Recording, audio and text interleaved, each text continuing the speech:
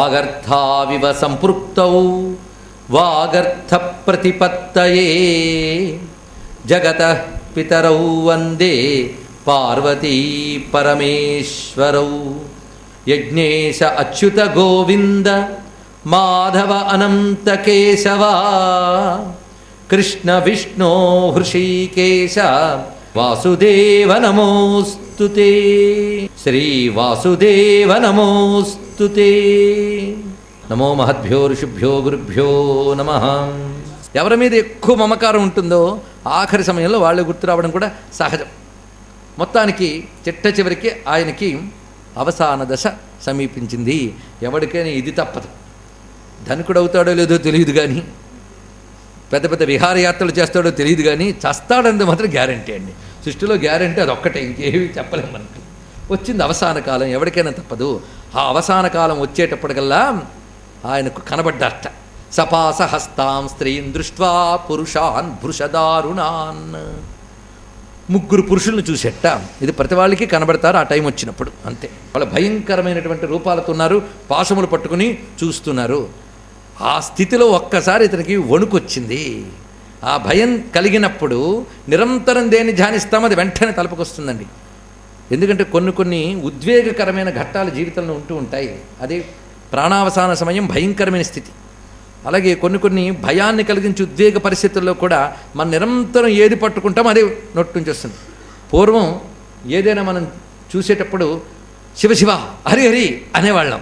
ఎందుకంటే అది అలవాటు చేశారు పెద్దలు. ఉద్వేగకరమైన పరిస్థితుల్లో అది అనడం అలవాటు చేశారు. ఇతనికి ఆ పిల్లాడి మీద ఎప్పుడు ఎక్కడున్నవరా నారాయణ, ఏం చేస్తున్నావురా, ఎప్పుడు నారాయణ నారాయణ చింతన. వెంటనే వాళ్ళని చూడగానే భయపడి నిశమ్యం మ్రియమాణస్య బ్రువతో హరికీర్తనం భర్తుర్నామ మహారాజ పశ్చదా సహసాపతన్.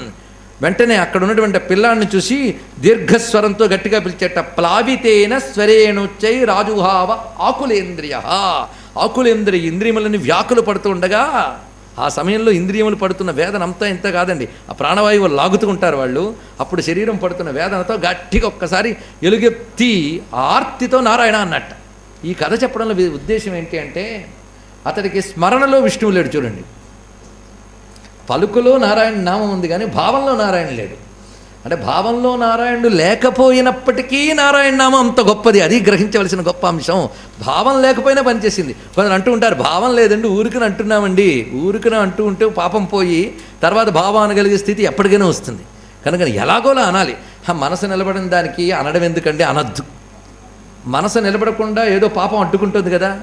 ముందు ఏదోలా ఉంటూ ఉంటే ఆ పాపం పోయి తర్వాత ఇప్పుడు మనసు నిలబడుతుంది. కనుక ఎప్పుడు భగవన్నామస్మరణ అలవాటు చేసుకోవాలి. యంత్రాల్లాగైనా అంటూ ఉండాలి. అందుకు భగవన్నామం అంత గొప్పది కనుక ఆ మాట అనగానే యమకింకరులు దగ్గరకు వస్తున్నటువంటి వాళ్ళు, పైగా హృదయం నుంచి జీవుణ్ణి లాగుతున్నట్ట. వికర్షతోంతర్ హృదయా దాసీపతి మజామిళం. ఆ దాసీపతిని లోపల జీవుణ్ణి లాగుతున్నారు. అంగుష్ఠమాత్రమైనటువంటి జీవుణ్ణి గట్టిగా లాగుతూ ఉంటే యమప్రేష్యాన్ విష్ణుదూత వారయామాసురోజస. వెంటనే హఠాత్తుగా ఎక్కడి నుంచి వచ్చారు కానీ మహాత్ములు దివ్యమైన తేజస్సుతో ఉన్నటువంటి విష్ణుదూతలు అక్కడికి వచ్చేట. ఆగండి ఆగండి అన్నట్ట. వాళ్ళ ఆజ్ఞ వింటే వెంటనే ఆగిపోయారు. విష్ణువాజ్ఞను ఎంత శిరసావహించాలో విష్ణు దూతల ఆజ్ఞను కూడా అంత శిరసావహించాలి. ఎందుకంటే విష్ణు హృదయానువర్తులు వారు.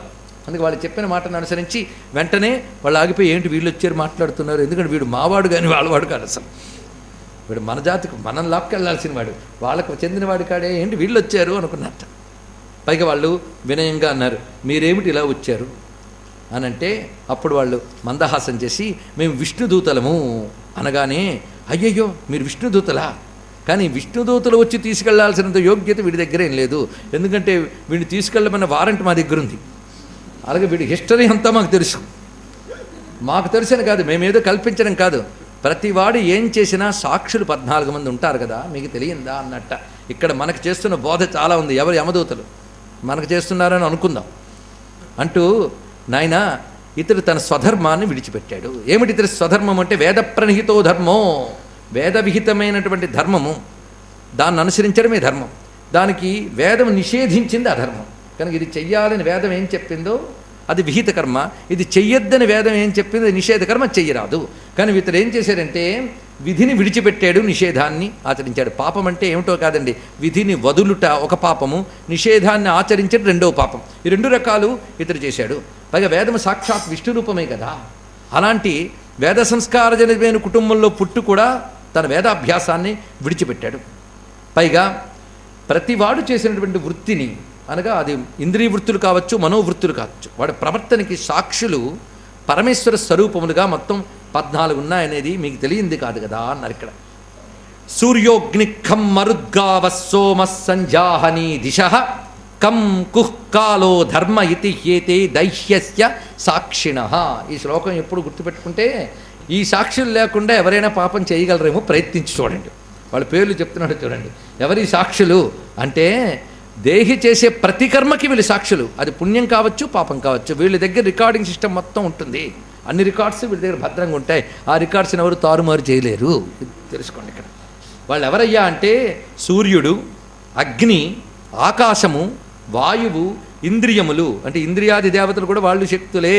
వాళ్ళు శక్తిగా అక్కడ ఉన్నారే తప్ప పాపపుణ్యాలకు వాళ్ళేం కర్తలు కాదు, శక్తిదాతలు మాత్రమే. కానీ ఇంద్రియములు, చంద్రుడు, సంధ్యలు, రాత్రింబగళ్ళు, దిక్కులు, జలము, పృథ్వీ, కాలము, ధర్మము, వీళ్ళండి. ధర్మాధర్మలకు రెండిటికి కూడా వీళ్ళే సాక్షులు సుమ. మానవులందరూ కూడా వాళ్ళ వాళ్ళ కర్మలకు అనురూపంగా శిక్షకు అర్హులే. అందుకు సర్వే కర్మానురోధేన దండమర్హంతి కారిణ. కర్మానురోధేన దండమర్హంతి. వాళ్ళ వాళ్ళ కర్మలకు అనుగుణంగా వాళ్ళు అనుభవాలకి అర్హులవుతారు సుమ. అయితే కర్మలు ఎందుకు చేస్తారా అంటే, గుణములతో సంగము చేత. ఇది గొప్పగా మాట చెప్తున్నాడు. ఇదంతా మంచి వేదాంతమే అన్నాడు. గుణములతో సంపర్కము చేత మనస్సు సత్వరజస్తమో గుణములతో కలిసిపోయి దేహాభిమానం వహించి, ఎప్పుడైతే దేహమందు అహం అనే అభిమానం వచ్చింది, ఇక మమ అనే అభిమానం పెరుగుతుంది. దీనితో ఈ దేహాదును సుఖపెట్టడం కోసం భ్రాంతి చేత పుణ్యము పాపము చేస్తూ ఉంటాడు సుమ. అవి చేస్తున్నంత కాలము లోకాల్లో తిరగడమే వీడి పని. ఇదంతా కూడా భగవానుడు ఏర్పరిచినటువంటి విధానం ఇది. ఒకప్పుడు చేసినటువంటి పాపపుణ్యాది కర్మలను అనుసరించి శిక్షలు సుఖాలు అనుభవించి మళ్ళీ జన్మిస్తారు. ఆ జన్మించినప్పుడు యథాజ్ఞస్తమసాయుక్త ఉపాస్తే వ్యక్తమేవహి న వేద పూర్వమపరం నష్టజన్మస్మృతిస్తథా అన్నాడు ఇక్కడ. ఎందుకంటే మానవుడు తమోగుణం చేత కంటికి కనబడేది మాత్రమే సత్యం అనుకుంటాడు. గొప్ప మాట చెప్పాడు. తమోగుణం చేత కంటికి కనబడేది మాత్రమే. ఎంత తమోగుణం పేరుకుపోతే అంత వస్తూ ఉంటుందండి ఇది. ఇలాంటివన్నీ కూడా ఇప్పుడు సైన్స్ ఉంది, అది కంటికి కనబడేది సత్యం అంటే ఒప్పుకోదు. అవునా లేదండి? మన కంటికోడు కనబడుతుంది, భూమి స్థిరంగా ఉంటుంది, సూర్యుడు సంచరిస్తుంటాడు, ఇది కంటికి కనబడుతుంది. అరే కంటికి కనబడుతుంది, ప్రత్యక్షంగా కాదంటావేమిటి అంటే సైంటిస్ట్ ఒప్పుకోడు. భూమి తిరుగుతూనే ఉందంటాడు, నీ కంటికి కనబడుతుందా అంటే వీడి కంటికి కనబడిన దానికంటే ఒక సత్యాన్ని సైన్స్ చెప్తోంది. ఆ సైన్స్కి కంటికి కనబడిన దానికంటే ఒక సూపర్ సైన్స్ రుచి చెప్తున్నాడు. తెలుసుకోండి ఇక్కడ. తమోగుణం ఉన్నటువంటి వాళ్ళకి ఎప్పుడూ కూడా కంటికి కనబడేటువంటివే సత్యం అనుకుంటూ ఉంటారు. కనుకనే కంటికి కనబడే దేహమే సత్యము, అదే నేను అనుకునేవాడికి కూడా తమోగుణం కావలసినంత ఉందని అర్థంట. అలాగే పూర్వజన్మపు గుర్తులు నశించిన వ్యక్తి కూడా అదే విధంగా తనకు కనబడలేదు కనుక పూర్వజన్మల యొక్క కర్మల్ని వాడు విశ్వసించడు, రాబోయే జన్మల యొక్క ధర్మాధర్మాలను కూడా తెలుసుకోలేడు. ఇది కేవలం తమోగుణం చేత మాత్రమే సుమ. అందుకు మానవుడు పంచభిక్కురితే స్వార్థాన్ పంచవేదాద పంచభిహి ఏకస్తు షోడసేన త్రీన్ స్వయం సప్తదశోస్నుతే. మన ఇంద్రియాలతో తప్పులు చేస్తున్నామంటే కన్నుని గోళంతోనూ చెయ్యనబడేటువంటి గోళంతోనూ కాదుట. ఇవన్నీ సూక్ష్మేంద్రియములుగా మన లోపల ఉంటాయి. దర్శన శక్తి మన, అందుకే కళను కూడా మనం చూస్తూ ఉంటాం. అంటే లోపల మనకు ఏదో ఉందన్నమాట. ఆ సూక్ష్మేంద్రియములు లోపల ఉంటాయి. అవి ఎన్నంటే 16. ఈ 16 కళలతో కూడుకుని ఉంటుందిట ఈ అంతఃకరణం. దాన్నే లింగ శరీరం అని, సూక్ష్మ శరీరం అని అంటూ ఉంటారు. వీడు చేసే కర్మలన్నీ దానితోనే చేస్తూ ఇంద్రియాలని వాడుకుంటూ ఉంటాడు. తర్వాత ఇంద్రియాలను ఇక్కడ వదిలేస్తున్నాడు, కానీ చేసినవన్నీ అక్కడ ప్రింట్ అయి ఉంటాయి. ఆ సూక్ష్మ శరీరాలు ఉంటాయి. ఆ సూక్ష్మ శరీరమే కర్మలకు అనుగుణంగా వివిధ దేహాల్లోనో లోకాల్లోనూ తిరుగుతూ ఉంటుంది. కనుక శరీరం నశించింది, మోక్షం అయిపోయింది కదా అంటే స్థూలమే పోయింది, కానీ ఇంక సూక్ష్మకారణ శరీరాలు పోలేదు. సూక్ష్మకారణ శరీరాలు పోనంత వరకు లోకాల్లో తిరుగుతూనే ఉంటారు. అవి కూడా పోతే మోక్షమే. కానీ అవి పోగొట్టుకోవాలంటే చస్తే పోవు. అవి చస్తే ఈ దేహం మాత్రమే పోతుంది, కానీ అవి మాత్రం ఉంటాయి. దేహంతో చేసిన మరొక ప్రింట్ అయ్యి దానిలోకి వెళ్తూ ఉంటాయి. చిన్న కాంపాక్ట్ డిస్క్లో సినిమా అంతా ఉన్నట్టుగా ఆ సూక్ష్మ శరీరంలో జన్మలన్నీ రికార్డ్ అయ్యి ఉంటాయి. గుర్తుపెట్టుకోండి.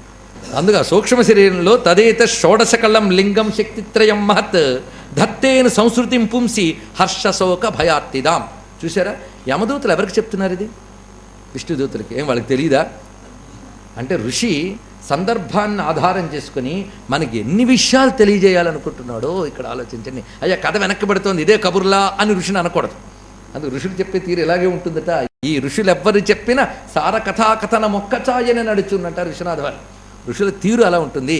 వాళ్ళు కథను ఆధారం చేసుకుని బోరుడంత జ్ఞానం ఇవ్వాలని తాపత్రయం, ఎవరికి మనకి జ్ఞానం ఇవ్వాలని వాళ్ళకి దయ, అందుకు ఇన్ని చూపిస్తున్నారు. ఇక నాయన ఈ విధంగా ఉంటూ ఉంటాయి. ఏష ప్రకృతి సంజ్ఞేన పురుషస్య విపర్యయ. ఈ విధంగా విపరీత స్థితి ప్రకృతితో సాంగత్యం చేత జీవుడు ఆ సూక్ష్మదేహంలో ఇవన్నీ పెట్టుకుని జన్మల్లో తిరుగుతూ లోకాల్లో తిరుగుతూ ఉంటాడు సుమా. కనుకనే ఈ నేను నాది అనబడేటువంటి బంధం అంత తేలిగ్గా పోదు. అది పోవాలి అంటే ఒక్కడికి మాత్రమే సాధ్యం. పోయే యోగం అంటే నేను నాది అనేటువంటి అభిమానం పోయే యోగం ఎవరికయ్యా సాధ్యమంటే ఆసీత్ సయేవ అచిరాత్ ఈశ సంగాద్విలీయతే.